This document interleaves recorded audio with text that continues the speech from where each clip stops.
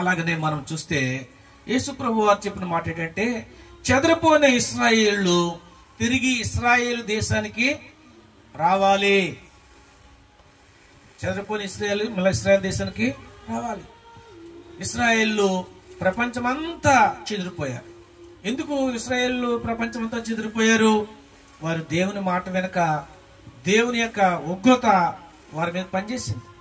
యేసు ప్రభువుని అప్పగించినప్పుడు పిలాతు చేతులు కడేసుకున్నాడు.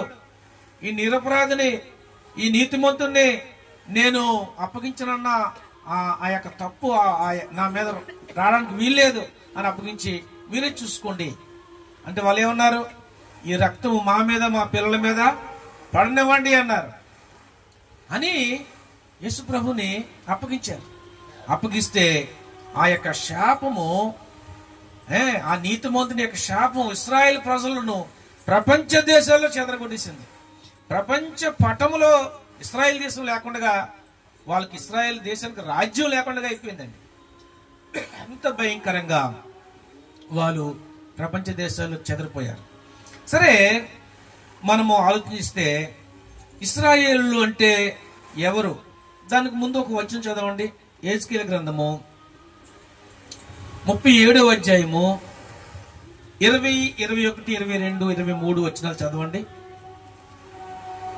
ప్రభు అయిన యెహోవా సెలవిచ్చినది ఏమనగా, ఏ అన్యజనులలో ఇశ్రాయేలు చెదరిపోయారో ఆయా అన్యజనుల్లో నుండి వారిని రక్షించి వారు ఎచ్చట ఉన్నారో అచ్చటి నుండి వారిని సమకూర్చి వారి స్వదేశములోనికి తోడుకొని వచ్చి వారికి మీదట ఎన్నటికి 2 జనాంగములుగా 2 రాజ్యములుగాను 2 ఉండకుండానట్లు ఆ దేశములో ఇశ్రాయేలు పర్వతముల మీద వారిని ఏకముగా చేసి ఏక జనముగా చేసి వారికి అందరికి ఒక రాజునే నియమించెదను.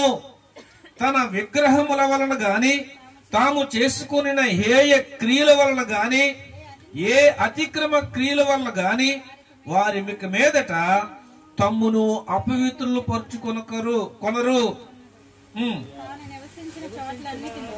వారు నివసించిన చోట్లన్నిటిలో వారు మానక రక్షించి వారిని పవిత్రపరచెను. అప్పుడు వారు నా జనులగుదురు, నేను వారి దేవుణ్ణయ్యుందును. చాలా దేవుని స్తోత్రం చెప్పండి. హల్లెలూయా, హల్లెలూయా. ఈ ప్రవచన వాక్యము, మనం చదువుకునే ప్రవచన వాక్యము నెరవేరిందా లేదా? అలా చూస్తున్నారేంటి? ఈ ప్రవచన వాక్యం నెరవేరిందా లేదా? నెరవేరిందా? Praise lord. దేవుని స్తోత్రం చెప్పండి. చేతులు పైకెత్తి హల్లెలూయా, హల్లెలూయా. చప్పట్లు కొట్టి ప్రభువుని కనపడతాం. నెరవేర్చినందుకు దేవుడు హల్లెలూయా. ప్రియమైన బిడ్డలారా, యేసు ప్రభుని ఎప్పుడైతే సిలువ వేశారో ఆ నిరపరాధి యొక్క రక్తం మా మీద మా పిల్లల మీద పడునుగాక అని ఎప్పుడైతే అన్నారో ఆ శాపాన్ని బట్టి ఇశ్రాయేల్ ప్రజలందరూ కూడా ఉగ్రత వచ్చేసింది వారి మీదకి. ఉగ్రత వచ్చేసి మరి ప్రపంచ దేశాల్లో చెదిరిపోయారు. లక్షలాది మంది యూదులు ఓచుకోత కోయబడ్డారు. వాళ్ళకి దేశమే లేదు, దేశమే లేదు. అలాగని చెదరగొట్టబడ్డారు. కానీ ఈ ప్రవచనం ఏం చెప్తుంది? మనం చదువుకున్న ఈ ప్రవచనం యేసుప్రభు పుట్టకముందే ప్రవచించిన ప్రవచనం యెహెజ్కేలు గ్రంథంలో మరలా 2 రాజ్యాలు ఒక రాజ్యంగా చేస్తాను అన్నాడు దేవుడు. ఇప్పుడు ఇశ్రాయేల్ దేశం 2 రాజ్యాలు కాదు. యూదా రాజ్యం, ఇశ్రాయేల్ రాజ్యం ఉందేటి? 2 రాజ్యాలు కాదు, ఒకే ఒక దేశం. మరలా వాళ్ళకి 1948లో రాజ్యం వచ్చింది. మళ్ళీ వారికి స్వాతంత్రం వచ్చింది, రాజ్యంగా ఏర్పాటు చేయబడ్డారు. మరలా ఈ రోజు ప్రపంచవ్యాప్తంగా ఒకే జనంగా చేశారు. చాలా మంది చెదిరిపోయిన యూదులు స్వదేశానికి వెళ్తున్నారు. ఈరోజు దేవుడు వారి పక్షంగా ఉన్నాడు కాబట్టి, దేవుడు వారికి తోడుగా ఉన్నాడు కాబట్టి అనేక మంది ముస్లిమ్స్ కంట్రీస్ లోంచి, ఈజిప్ట్ లో నుంచి, లెబానోను, సిరియా, తర్వాత ఆమాస్ వారు రకరకాలుగా వారి మీదకి యుద్ధానికి వచ్చినప్పటికీ కూడా వారు ఒంటి చేతితో జయిస్తున్నారు. హల్లెలూయా. దానికి కారణం ఏంటి? ప్రభు వారికి తోడుగా ఉన్నాడు. యుద్ధము యెహోవాదైన దావీదు ఎలా యుద్ధం చేశాడో ప్రియులారా, ఈ రోజు ఇశ్రాయేల్ దేశం చిన్న దేశమే, మన ఆంధ్రప్రదేశ్ ఎంత ఉంటది దేశం అంతా కలిసి, కానీ ప్రపంచాన్ని గడగలాడిస్తా ఉంది. దానికి కారణం దేవుడు వారికి తోడుగా ఉన్నాడు. ఒకరోజు దేవుడు వారిని విడిచిపెట్టాడు. వారు చేసిన ఆ పాపాన్ని బట్టి, అక్రమాన్ని బట్టి, యేసు ప్రభువుని సిలువేసిన దాన్ని బట్టి, ఆ రక్తము వారి మీద మోపబడిన దాన్ని బట్టి ప్రపంచ దేశాల్లో చెదిరిపోయారు. దేశం లేదు వారికి. 1వ శతాబ్దంలో దేశం లేదు. కానీ దేవుని యొక్క వాగ్దానం మరలా దేవుడు జ్ఞాపకం చేసుకుని వారికి మంచి రాజ్యాన్ని ఇచ్చి ఈరోజు ప్రపంచ దేశంలోనే ముఖ్య కేంద్రంగా ఇశ్రాయేలు దేశాన్ని ఉంచాడు. హల్లెలూయా. దేవుని వాగ్దానం ఎంత ఖచ్చితంగా నెరవేర్చబడుతుందండి. ప్రియదేవుని బిడ్డలారా, మనం ఆలోచించాలి. సరే, మనం వెనక్కి వద్దాం. వెనక్కి వచ్చి ఇశ్రాయేలు ఎవరు? ఎవరిని ఇశ్రాయేలు అంటారు? ఎవరమ్మా ఇశ్రాయేలు? ఎవరిని అంటారు?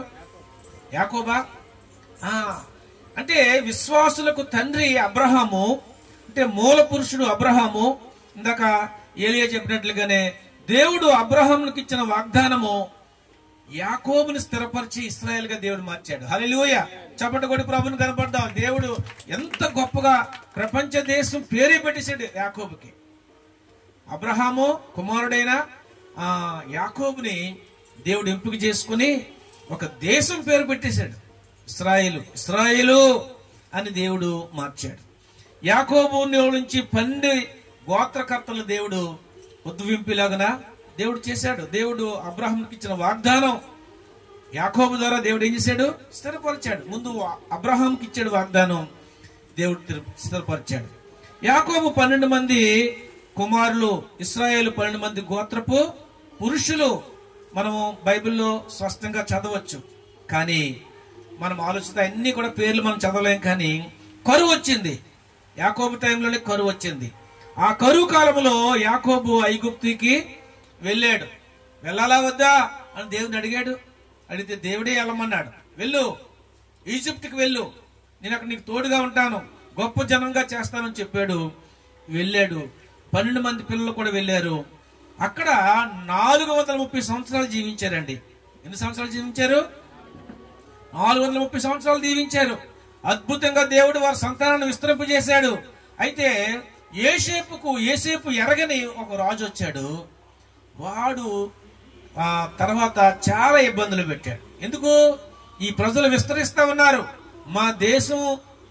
మా దేశంలో ఉన్న ఈ ప్రజలు ఇతర దేశస్తులతో కలిసి మమ్మల్ని యుద్ధం చేసి మమ్మల్ని ఓడించేస్తారేమో అన్న కుట్రతో వారి మీద చాలా బానిసత్వంలో నెట్టేశాడు.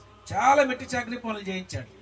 అయితే ఎంతగా ఆ ఈజిప్టు ప్రజలు లేక నాయకులు వాళ్ళకి మెట్టి చాకరీ పనులు చేయించారో అంతగా దేవుడు విస్తరింపజేశాడు వాళ్ళని. హల్లెలూయా. నలిపే కొలది సువాసన వస్తుందంటారు కదా. ఏదైనా ఆకో పువ్వు నలుపుతావా? మామూలుగా ఉన్నదానికంటే నలిపితే ఏమవుతుంది? సువాసన వస్తుంది ఎక్కువ. అలాగా ఇశ్రాయేలు ప్రజలు శ్రమ పడే కొలది కూడా దేవుడు వారిని విస్తరింపజేశాడు. వాళ్ళ శ్రమ చూశాడు, వారి కష్టాన్ని చూశాడు. ఈరోజు మనం కూడా దేవుని బిడ్డలుగా అన్యాయంగా ఒక మాట మనం పడుతున్నామా? లేక మనల్ని నిందించబడుతున్నామా? లేక మనం దేవుని బిడ్డలం కదా మనల్ని మోసం చేస్తున్నారా? అది శ్రమ. అయితే ఆ శ్రమలో ప్రభు మనం చూస్తాడు. మనం ప్రభువుని స్తుతిస్తే ఇంకా మనల్ని దీవిస్తాడు అన్న సత్యాన్ని మీకు ప్రభు పేరు తెలియజేస్తున్నాడు. హల్లెలూయా. మోసపోకుడే దేవుడు విక్రింపబడడు అని మనము చూస్తూ ఉంటాం. సరే, దేవుడు ఇశ్రాయేలు ప్రజలకు పరిపాలన చేయడానికి ఒత్నియేలు మొదలుకొని సమూయేలు వరకు దాదాపు 15 మంది న్యాయాధిపతులు ఇచ్చాడు. ఇశ్రాయేలు ప్రజలకి న్యాయం తీర్చడానికి 15 మంది న్యాయాధిపతులు. సమూయేలు కాలం వరకు కూడా వారు న్యాయాధిపతుల పరిపాలననే ఉండేది. అర్థమవుతుందమ్మా? తర్వాత వాళ్ళు రాజు కావాలని కోరుకున్నారు. ఎందుకు రాజు కావాలని కోరుకున్నారు? అందరూ కూడా చూస్తున్నారు, ఇతర దేశస్తులు అందరూ రాజు పరిపాలన చేస్తున్నాడు. ఆ ప్రజలకు ఏదైనా ఇబ్బంది వస్తే ఆ సంక్షేమ పథకాలు వస్తున్నాయి, లేక ఏవైనా యుద్ధాలు వస్తే ప్రభుత్వం చూసుకుంటుంది, మనం చక్కగా ఫ్రీగా ఉండొచ్చు, కాబట్టి మాకు రాజు కావాలి అని అడిగినప్పుడు సమూయేలు యొక్క ఆధ్వర్యంలో సౌలు దేవుడు ఏర్పాటు చేసి ఇశ్రాయేల్ ప్రజలకు మొట్టమొదటి రాజుగా ఏర్పాటు చేశాడు. తర్వాత సౌలు సంతానంలో నుంచి రాజు రాలేదు. ఎందుకు రాలేదు మీకు తెలుసు. సౌలు దేవునికి ఇష్టంగా జీవించలేదు. అయితే దావీదును దేవుడు ఏర్పాటు చేసుకున్నాడు. అది కూడా సమూయేలే అభిషేకించాడు. దావీదు రాజుగా వచ్చిన తర్వాత దావీదుకు దేవుడు వాగ్దానం చేశాడు, నీవు మంచిగా జీవిస్తే, నీ పిల్లలు కూడా మంచిగా జీవిస్తే, నీ తర్వాత నీ గర్భంలోంచి పుట్టిన పిల్లల్ని నేను రాజులుగా అభిషేకిస్తాను అని చెప్పేసి చెప్పాడు. చెప్పి దావీదుకి మంచి అభిషేకాన్ని ఇచ్చి తిరుగులేని రాజ్య పరిపాలన ఇచ్చాడు. సౌలు 40 సంవత్సరాలు జీవించాడు. అలాగనే మరి దావీదు 40 సంవత్సరాలు జీవించాడు. దావీదు యొక్క కుమారుడు సొలొమోను చెప్పండి ఎన్ని సంవత్సరాలు జీవించాడు? 40 సంవత్సరాలు పరిపాలన చేశాడు దేశాన్ని. మనకు చరిత్ర కూడా కొంత తెలియడం మనకి ఎంతో అవసరం. ఈ ముగ్గురు రాజులు 12 మంది గోత్రకర్తల యొక్క దేశాన్ని ఏకదేశంగా పరిపాలన చేశారు. దేవుడు వారికి తోడుగా ఉన్నాడు. అయితే వారు దేవుని మీద తిరుగుబాటు చేసిన దాన్ని బట్టి అక్కడ ఏమైందంటే విభజన జరిగింది. సొలొమోను తర్వాత విభజన జరిగిపోయింది. ఇశ్రాయేలు దేశమని, యోధా దేశమని విభజన జరిగింది. ఆ విభజన జరిగినప్పుడు 2 రాజ్యాలుగా విడిపోయారు. ఇశ్రాయేలు 10 గోత్రాలు కలిసి ఇశ్రాయేలు దేశంగా ఏర్పడింది.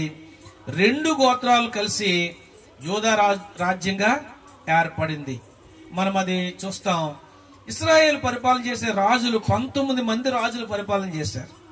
అలాగే యోధాను కూడా వాళ్ళు 20 మంది రాజులు పరిపాలన చేశారు. యోధా రాజ్యాన్ని 20 మంది పరిపాలన చేశారు. ఇశ్రాయేలు సుమారు ఇంచుమించు వాళ్ళు 722 సంవత్సరంలో వారు మరలా శెరలోనికి వెళ్ళారు. ఎక్కడికి వెళ్ళారు అనంటే అశ్షూరీయులు వారిని దండెత్తి వారు బబులోనికి శెరలోనికి వెళ్ళారు. ఇశ్రాయేల్ ప్రజలు వెళ్ళారు. అలాగే యోధా రాజులు కూడా నెబుకద్నెజరు కాలంలో మరి బబులోనికి శెరలోనికి వెళ్ళారు.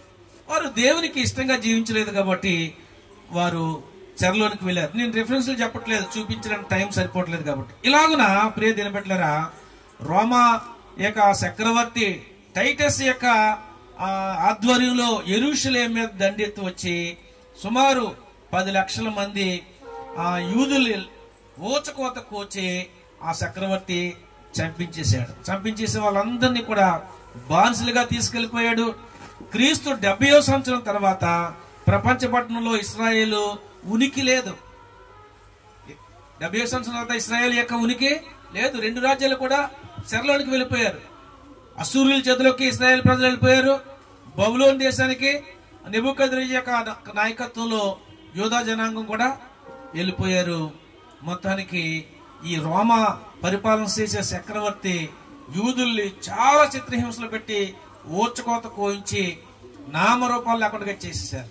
కానీ దేవుడు ప్రేమ గలవాడు కాబట్టి మరలా తిరిగి వారు రాజ్యాన్ని సంపాదించుకునేలాగా ప్రభు కృప చూపించాడు. హల్లెలూయా. చేతులపైకి దేవుని స్తుతిద్దాం. హల్లెలూయా, హల్లెలూయా.